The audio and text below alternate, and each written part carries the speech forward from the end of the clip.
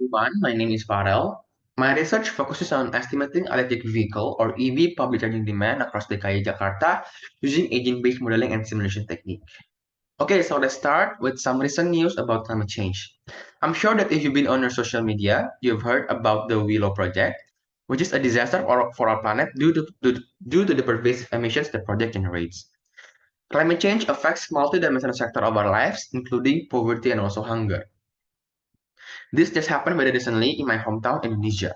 Well, actually, people all around the globe are exposed to the adverse effects of climate change, which should tell us that currently we are not okay. Okay, so overconsumption is an underlying premise for climate change.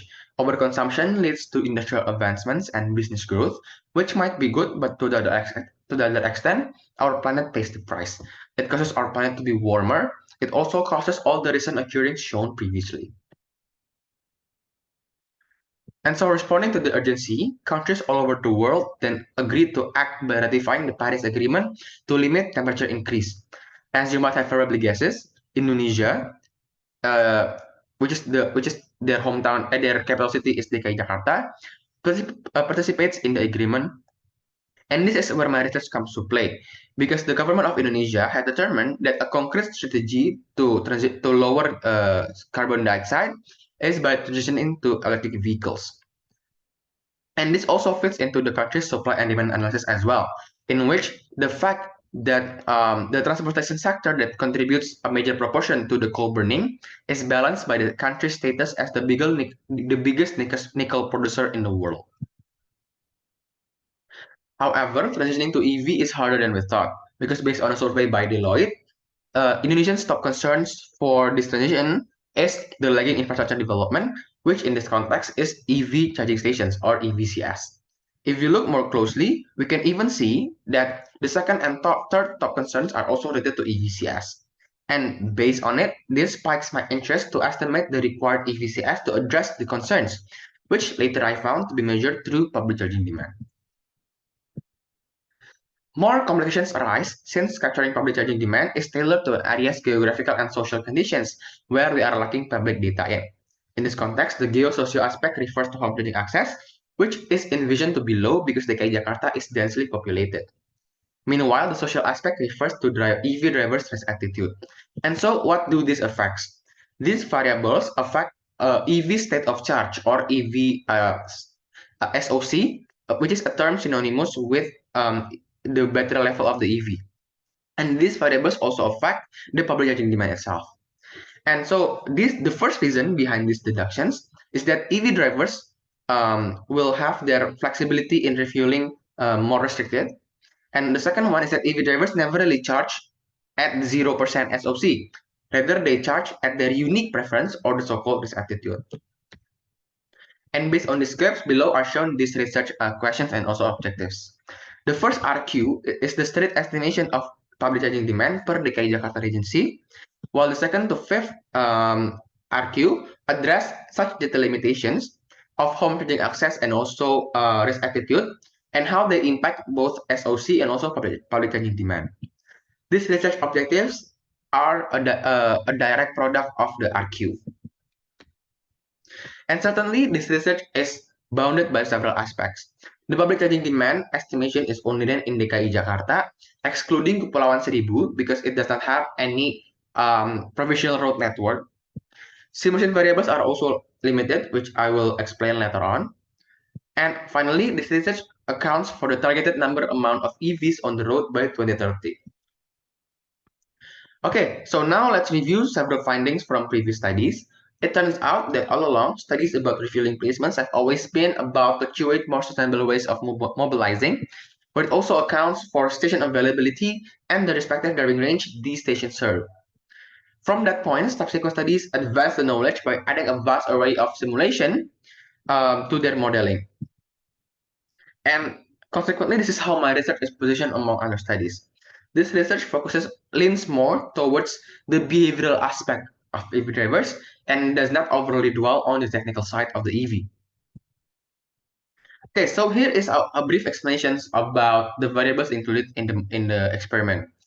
Public charging and home charging access are incorporated because they are the only charging place options that EV drivers can actually recharge. Um, the availability of such facilities is aligned with EV purchases in many cases, such as in India. SOC and its attitude are closely associated, in which many believes that SOC is a proxy to measure risk attitude. GRDP, additionally, was also reviewed for the purpose of formulating hypotheses. Theories have stated that infrastructure development priorities should first be located in areas with higher GRDP. And after reviewing several studies, I came up with 5 hypotheses shown below. Relating to public charging demand, my hypothesis is that it will be aligned with GRDP. Relating to home charging access, my hypothesis is that it will be positively correlated to SOC, but negatively correlated to public charging demand. And relating to risk attitude, my hypothesis is that it will be positively correlated with both SOC and public charging demand. As previously mentioned, this research uses an agent-based technique where based on studies, the main challenge for the method is in assuring the model simplification appropriateness. Therefore, this research involves several validations and verifications processes, which I will explain later on. And here is the simulation approach. Firstly, the primary reason for me to choose the ABMS is because of its nature, which enables us to model behavioral patterns. The software that I use is analogic, mainly because it provides cloud libraries storing models that I can use as references. Data assumptions are from secondary sources and other areas for some cases. And speaking of computational model, this simulated agent is the EVs instead of the drivers, where it operates in actual DKIJakarta road network. Distributions that were used are uniform and triangular, adjusting to data availability. And in terms of parameters and measures, they are the same as the research-dependent and independent variables, which are shown in the hypothesis previously. Okay, so now we look deeper into the validation and verification processes. Pre-simulation validations include the macro and micro validation, where macro delves into the model representativeness and micro validates behavioral flow during the code building. And also during the code building as well, I enforce the unit testing approach, where basically the agent's properties were coded sequentially. And after the model was run, there is the post-simulation validations, including the phase and empirical validation. The phase validations only inspect the mere animation, while empirical validations compare the simulation results with findings from other studies. And now we arrive at the data analysis part, where we start by conducting the macro validation. In the case of macro validation, I synthesize this diagram of common variables contributing to public charging demand studies. The diagram is shown on the right side, and we can see that this research focuses, again, on the behavioral aspect of EV drivers, covering charging preferences and routing options. This research also models the mobility process, which includes EV battery depletion. What this research does not cover is the station-related variables such as grid integration and also investment. I can derive from this research variable. Here is how the EVs behave in the model. The EV commute in the 2 times a day, where they go to destination point at 7 a.m. and head back at 5 p.m. Every time their EV state of charge falls below threshold, a public charging demand is captured. The pattern recurred until the simulation reached 720 simulation hours. This pattern has also been validated with a synthesis of common assumptions in similar studies. It shows 100% resemblance, and this research even improves one assumption, where SOC are not universal, but rather unique to EV drivers' risk attitude. This model obviously comes with lots of limitations. For example, mobility times are fixed and no route deviations are allowed. Following the pre-simulation validations, the model was then built. All properties are respective to the previously shown behavioral flow. One thing to be noted here is the number of EV in each regency. The number accounts for the actual proportion of residents in DKI Jakarta. And also in terms of scenario index, values of home charging access were set according to a self-design ranging from 75 to 25%. The unit testing approach was also conducted in which it resulted in a minor adjustments to the modeling.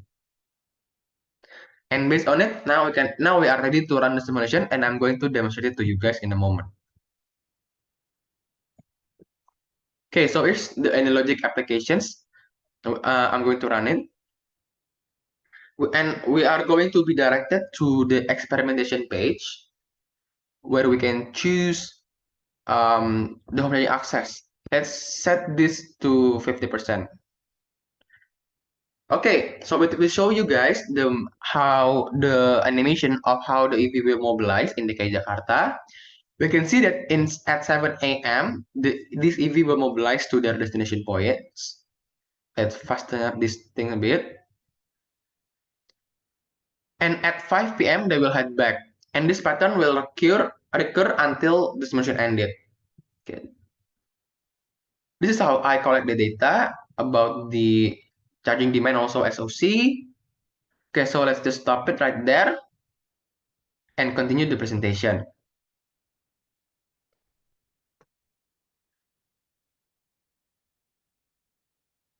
Okay, as a result of the simulation, we firstly analyze the public charging demand distribution data. The average result shows that public charging demand is mostly captured in central Jakarta, followed by south, north, west, and east Jakarta. I also noticed that across all scenarios, central and south Jakarta were always at the top two spots, while the remaining stays in the lower bracket. Based on this research as well, this result does not fully align with GRDP, thus the first hypothesis is considered not true. Moving on to the impact of home charging access on SOC and public charging demand. Based on the results, we can see that across all risk attitudes, the reduction of home charging access lowers SOC, indicated by the minus sign, and increases public charging demand. One additional thing to be noted here is that the in magnitude of home charging access become less significant to drivers that are relatively more risk averse. In conclusion, by looking at the result, the second and third hypotheses are considered true. And then we look into how risk attitudes affect SOC and public charging demand. Based on the results, it is shown consistently across all scenarios that the more risk-averse a driver is, the higher their SOC values will be, as they demand public charging more frequently. Therefore, the fourth and fifth hypotheses are considered true. And then after analyzing the results, the last thing we need to do is to review the post-submersion validations. Animation-wise, there was not any issue except for the location misstrat, which is already addressed in previous sections.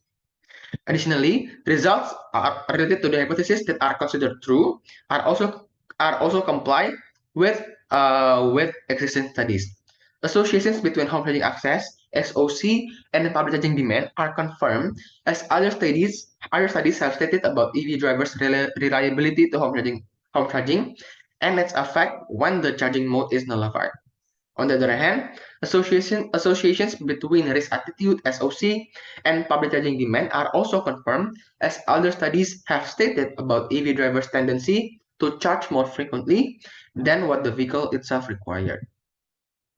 Okay, and now based on the analysis, the conclusion is that out of 5 hypotheses, 4 hypotheses are considered true, in which the first hypothesis is considered not true because the results are not aligned. The distribution results of population charging demand are not fully aligned with GRDP. And based on this, obviously the recommendation is to prioritize EBCS development in areas that have public charging demand, since it directly address the concerns of Indonesians drivers have. And also my recommendation is also to be robust in facing uncertain scenarios, because currently we don't have the actual data of risk attitude and also public access. So based on the scenario results provided previously, I believe that the government can be more flexible in altering several aspects that they can manipulate. So they can play on their home charging access through policy, or maybe if they want to make home charging more popular, they can create a subsidy. And also for future research direction, I suggest that other researchers that wanted to continue on this research to capture more of the real world variables than what this research did. such as EVCS capacity, grid network, charging fees, and the exact location of the EVCS, for example. And also, what more important is for them to feature assumptions that are a direct product of Indonesian-based survey, since we know that capturing public charging demand is heavily tailored to an area, geographical, and social conditions. And so that sums up my presentations. I hope that it can shows a brief about my research and also how it contributes to the advancements of knowledge in electric vehicle. Thank you.